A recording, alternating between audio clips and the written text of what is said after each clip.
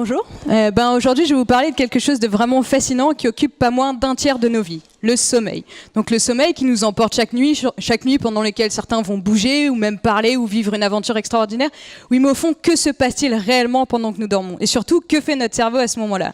Donc pendant longtemps, on a pensé que notre cerveau, il était totalement déconnecté du monde extérieur, tout simplement parce que quand on dort, on n'a pas conscience de ce monde-là. Oui, mais alors comment expliquer qu'on se réveille plus facilement en entendant notre prénom et non celui d'un autre? Cela suppose que notre cerveau continue à enregistrer les informations du monde qui nous entoure. Et donc, en fait, pour essayer de comprendre que réalise réellement notre cerveau pendant que nous dormons, on a réalisé une étude récemment au sein de mon laboratoire et on a montré qu'en fait, notre cerveau, non seulement il encode les informations du monde extérieur, mais il peut utiliser ces dernières pour même prendre des décisions sans que nous en ayons conscience. Donc, dans cette expérience, en fait, des personnes à l'éveil entendaient des mots qui étaient soit des noms d'animaux, soit des noms d'objets. Et leur tâche était simple, si jamais c'était un nom d'animal, ils devaient appuyer avec leur main droite sur un bouton, si jamais c'était un nom d'objet, avec leur main gauche. Et une fois cette tâche automatisée, eh bien, ils avaient le droit de s'endormir. Chose qu'ils faisaient, bien évidemment, ils sont payés pour ça, donc c'est plutôt cool. Et une fois endormis, en fait, on leur envoyait des nouveaux mots, qui étaient toujours des noms d'animaux ou d'objets. Et on regardait alors l'activité cérébrale et on a montré en enregistrant cette activité cérébrale que leur cerveau non seulement capte les mots, mais il en comprend le sens et il va jusqu'à préparer la bonne réponse motrice, donc c'est-à-dire mouvement de la main droite ou de la main gauche qui est approprié au mot. Et tout cela en l'absence totale de conscience des participants qui avaient rapporté après à leur réveil qu'ils n'avaient jamais entendu ces mots-là. Donc la question cruciale c'est jusqu'où cela peut-il aller ? Donc dans cette expérience, en fait, c'était juste des mots tout simples. Imaginons maintenant une situation qui est beaucoup plus complexe, au fond qui est beaucoup plus proche de celle de tous les jours. Par exemple, lors d'une soirée. Lorsque vous êtes à une soirée, il y a beaucoup de personnes qui parlent autour de vous, mais vous êtes quand même capable de porter attention à votre ami qui est en train de vous parler et de faire abstraction du reste. On parle alors d'attention sélective. Une attention sélective qui est donc possible à l'éveil, mais qu'en est-il du sommeil ? C'est toute la question que je me pose avec mon projet de recherche. Et donc pour essayer d'apporter une réponse à cette question-là, on a mis en place une légère variante de l'expérience que je viens de vous exposer, mais cette fois-ci appliquée à ce contexte de soirée. Et donc qu'est-ce qui se passe? Nos participants, ils entendaient plus seulement des mots, mais cette fois-ci, ils entendaient des histoires, de véritables histoires, et plus précisément 2 histoires en même temps. Dans une oreille, une histoire qui avait du sens pour eux, et dans l'autre oreille, une histoire similaire, mais dont les mots ont été remplacés par des mots inexistants, la rendant incompréhensible. Donc leur tâche, c'était de se concentrer au maximum sur l'histoire qui faisait sens pour eux. Et la question est la suivante, est-ce que pendant qu'ils s'endorment, ils vont continuer à porter leur attention sur l'histoire qui fait sens ou pas ? Donc vous allez me demander, oui, mais comment on fait pour savoir sur quelle histoire ils portent leur attention alors qu'ils dorment? On ne peut pas leur demander, c'est une très bonne question. Et en fait, la réponse est assez simple, c'est que notre activité cérébrale reflète en fait ce qu'on entend. Et lorsqu'on porte attention à quelque chose, l'activité cérébrale qui est évoquée par cette histoire, par exemple, va être amplifiée. Et donc on est capable, rien qu'en regardant l'activité cérébrale de ces personnes-là qui dorment, de savoir sur quelle histoire ils portent leur attention si jamais leur cerveau le fait réellement.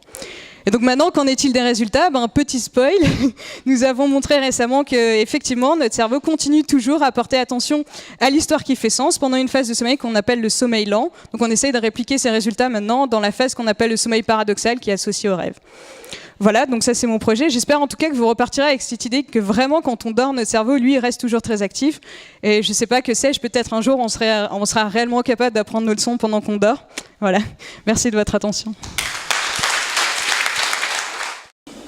Ouais. Tu vas parler de mémoire sélective en soirée. Mais du coup, c'est pas plutôt lié à l'intensité de la stimulation? Non, que la personne en face de toi parle plus fort que ce qu'il y a autour de toi. Non, parce que par exemple, on se rend compte que si jamais il y a quelqu'un qui va... alors toi, tu continues à encoder en fait ce qui se passe autour de toi, mais c'est simplement un processus où tu décides réellement de porter ton attention, donc tu vas amplifier en soi cette information-là. Mais par exemple, s'il y a quelqu'un qui va dire ton prénom autour de toi, même si tu avais l'impression que tu captais pas ce qui se passait, d'un coup, ça va si c'est une information, par exemple, d'une importance cruciale pour toi, enfin cruciale ton prénom, tu vas aller... Ça va peut-être attirer ton attention, mais tu seras capable de revenir toujours et de porter attention à ce qui fait sens, enfin à ce que tu veux ce que tu veux porter. Donc du coup, c'est pas réellement une question d'intensité dans le sens où même si tu vas avoir un switch, donc tu vas rapidement alterner et écouter, tu vas vite revenir sur ce pourquoi tu veux porter ton attention. Est-ce qu'à partir de cette étude, tu peux savoir si et où l'information est enregistrée à partir de la compréhension? Vous avez déjà déterminé le fait qu'on comprend l'information, qu'on arrive à y porter attention. Ouais. Est-ce qu'à partir de là, il y a moyen de savoir qui voit cette information et comment elle échappe? Alors, le truc, c'est que l'information dont on parle, au niveau cérébral, il va avoir beaucoup. Par exemple, il y a des aires cérébrales qui sont spécifiques pour la vision, d'autres pour l'audition, etc. Et donc, du coup, ça va réellement dépendre de l'information que tu es en train d'encoder. Donc, si jamais c'est si jamais c'est des sons comme nous on a, ou si jamais c'est du visuel, bah, tu vas avoir différentes. C'est ça la question. Différents résultats au niveau cérébraux. Alors après, on est capable réellement, puisque nous, ce qu'on fait là, c'est une sorte de temps réel, dans le sens où directement on enregistre l'activité cérébrale quand ils entendent les sons, et donc on est capable après avec des modèles de directement savoir à l'instant T sur quoi ils étaient en train de porter leur attention, et si c'est lié à différentes phases du sommeil, s'il y a des oscillations cérébrales qui vont te couper totalement ton environnement. Donc on a montré notamment qu'il y a certaines oscillations pendant des phases de sommeil plus profonds où ça te coupe totalement ton environnement, et donc tu n'encodes plus rien du monde extérieur. Mais on peut dire que ça, c'est un danger potentiel en soi, parce que si tu n'encodes plus rien, bah, si jamais il y a un danger dans l'environnement, bah, dans ton monde extérieur, tu vas plus le savoir. Donc d'où cette alternance de phases entre celles où toujours tu captes, et donc tu aurais toujours des processus attentionnels, et d'autres où tu es plus refermé vers toi. Mais en soi, on est toujours capable effectivement de savoir à l'instant T, ils portent attention à ça, par exemple, pour mon expérience. Alors du coup, j'ai une question sur finalement ce que vous avez fait, à savoir, qu'est-ce que tu testes finalement? Est-ce que c'est la familiarité du stimuli, ou est-ce que c'est l'encodage du stimuli? Oui, très bonne question. Et du coup, en fait, c'est pas la familiarité. Ça pourrait être effectivement une critique que ce soit la familiarité. En fait, c'est pas la familiarité dans le sens où à chaque fois c'est de nouvelles histoires.